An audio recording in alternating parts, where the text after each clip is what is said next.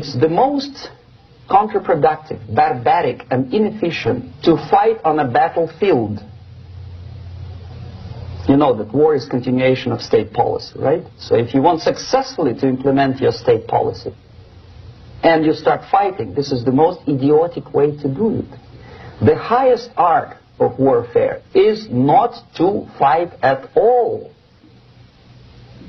but to subvert anything of value in the country of your enemy, until such time that the perception of reality of your enemy is screwed up to such an extent that he does not perceive you as an enemy, and that your system, your civilization, and your ambitions look to your enemy as an alternative, if not desirable, then at least feasible. Better red than dead. That's the ultimate purpose, the final stage of subversion, after which you can simply take your enemy without a single shot being fired, if the subversion is successful. This is basically what subversion is. What subversion is, basically, it consists of 4 periods, time-wise. If we start from here and go this way, time, right? This is the beginning point. The first stage of subversion is the process which is called, basically, demoralization. It says for itself what it is.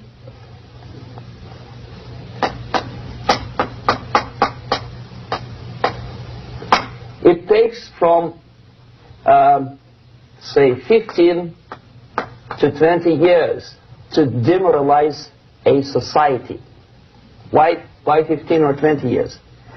This is the time sufficient to educate one generation of students or children. One generation, one lifetime span of a person, a human being, which is dedicated to study, to shaping up the outlook, ideology, personality. No more, no less. Usually it takes from 15 to 20 years. What it includes? It includes influencing, or by various methods, infiltration, propaganda methods, direct contacts, doesn't really matter. I will describe them later. Of various areas where public opinion is formulated or shaped. Religion, educational system, social life, administration, law enforcement system, military, of course, and labor and employer agents of a foreign nation, bought, subverted, recruited, right?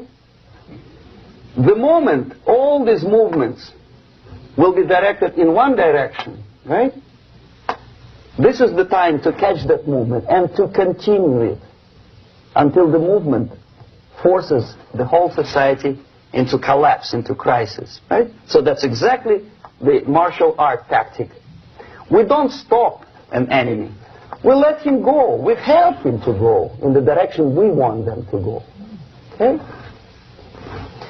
So, on the stage of demoralization, obviously there are tendencies in each society, in each country, which are going to opposite direction from the basic moral values and principles. To take advantage of these movements, to capitalize on them, is the main purpose of the originator of subversion.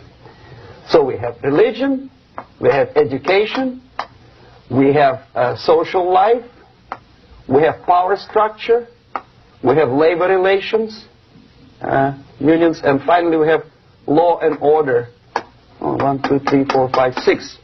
Okay? These are the areas of application of subversion. What it means exactly? In case of religion, destroy it, ridicule it, replace it with various sects, cults, which bring people's attention, faith, whether it is naive, primitive, doesn't really matter. As long as the basically accepted religious dogma is being slowly eroded and taken away from the supreme purpose of religion, to keep people in touch with the supreme being, that serves the purpose. Therefore, replace it, accepted, respected religious organizations with fake organizations. Distract people's attention from the real faith and attract them to various different faiths. Education. Distract them from learning something which is constructive, pragmatic, efficient.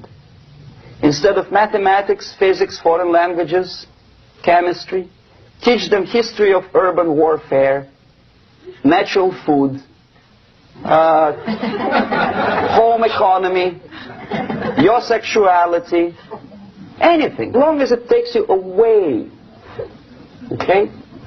Social life. Replace traditionally established institutions and organizations with fake organizations. Take away the initiative from people. Take away the responsibility from naturally established links between individuals, group of individuals, and society.